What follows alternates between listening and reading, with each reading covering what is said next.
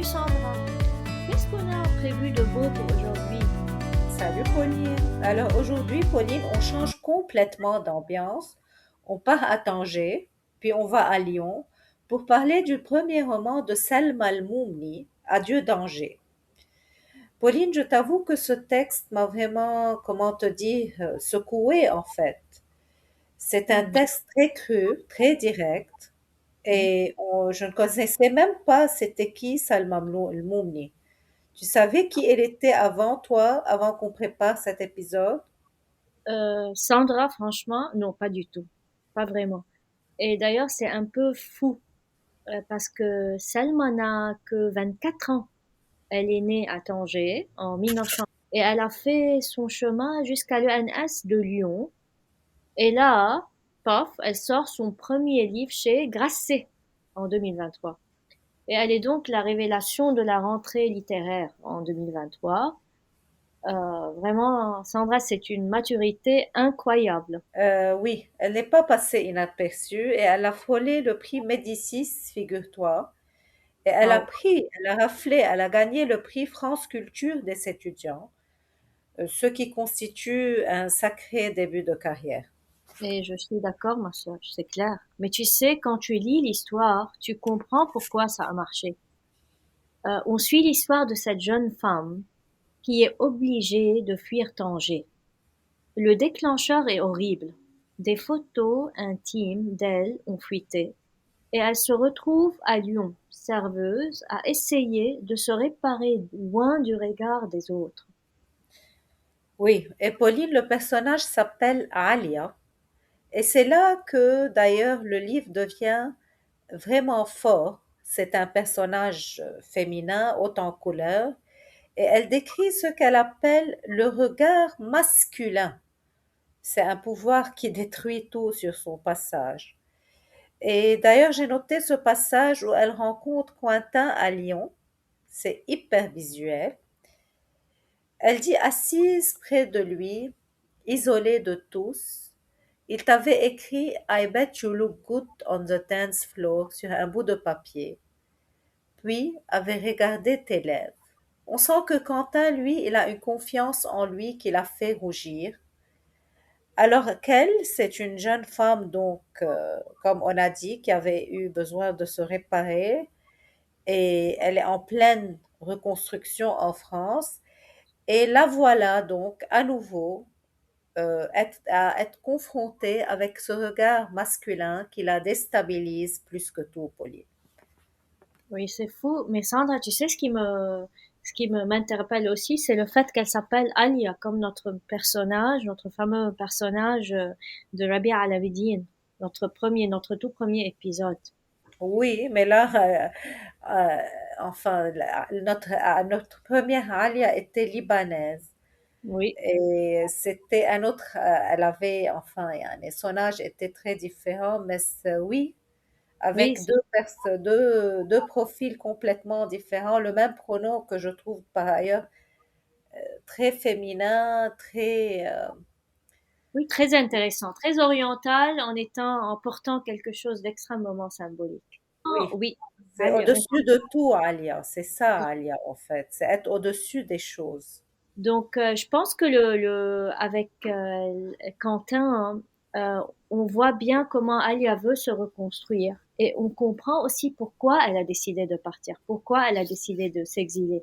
Au tout début du roman, hein, ce qui m'a marqué, moi, c'est la citation qu'elle a choisie, celle de Montaigne. Elle dit, je sais bien ce que je fuis, mais non pas ce que je cherche. Et je pense que c'est exactement ça. Elle ne sait pas ce qu'elle veut trouver en France, mais elle sait juste qu'elle veut et elle doit partir. Oui, donc elle fuit quelque chose, mais le piège, Pauline, c'est que lorsqu'elle arrive en France, elle réalise qu'elle change juste de prison. Mm. Et ça, c'est quand même cette réalité amère qui suit la condition féminine de pays en pays. Mm. Donc, elle passe de la fille aux photos au Maroc à juste une fille arabe, elle dit à Lyon. C'est une sorte de double peine. Je suis complètement d'accord avec toi. D'ailleurs, Sandra, je pense qu'elle le résume parfaitement. Elle dit ta vie en France se résume à essayer de ne pas paraître arabe tout en voulant te démarquer. C'est un genre ou une sorte de fatigue mentale de chaque instant. Être toujours entre les deux là, les deux mondes. Oui, oui, c'est le lot de beaucoup, de tous les émigrés en fait, euh, Mm, des pays arabes jusqu'en France. Et le plus malheureux, c'est qu'elle finit par se perdre elle-même. Elle dit, après quelques années, la déconnexion est telle qu'on ne se voit plus qu'à travers les yeux des autres. On n'a plus de miroir à soi. Et il y a plusieurs passages d'ailleurs qui mettent en lumière ce regard que porte l'héroïne sur elle-même, mais à travers encore et toujours le prisme du regard masculin. Elle dit, comme si toi aussi, tu étais devenu l'un de ces hommes qui se retournent sur ton passage, la tête penchée pour mieux voir. Donc imagine cette belle citation où elle dit que elle se regarde comme si c'était un homme qui se regarde mm, pour voir si mm. elle a du charme, pour voir si elle plaît. C'est un Ouais. peu malheureux quand même quand on pense à quel point le regard des hommes nous emprisonne, Pauline. Ah, je suis complètement d'accord avec toi. Vraiment. L'importance de l'image, que vraiment l'image masculine qui comporte et qui est extrêmement importante. Et il Ce y a d'ailleurs, regard, moi, je dis, plus que l'image, c'est ce regard qui est pesant finalement. Cette femme qui finalement, que n'importe quelle femme, elle peut fuir le regard des hommes, mais c'est pour mieux le chercher finalement qu'elle le fuit à il ce y a cette regard. phrase, Sandra, il y a cette phrase sur le Maroc qui est terrible, qui m'a un peu déstabilisée. Elle dit, ne sont tranquilles que celles qui n'ont rien manifesté. Hmm. En gros, c'est pour être en paix qu'il faut rester invisible, ne surtout pas faire des vagues. C'est assez contradictoire, assez complexe. Je pense qu'il faut savoir aussi que l'héroïne affirme bel et bien son identité marocaine, utilisant la phrase Ana min Tanja, je viens de Tanger. L'accent de Tanger fait sourire les autres et elle rit avec eux. Oui. Donc c'est ça quand elle dit qu'il faut pas manifester, qu'il faut rester dans son coin.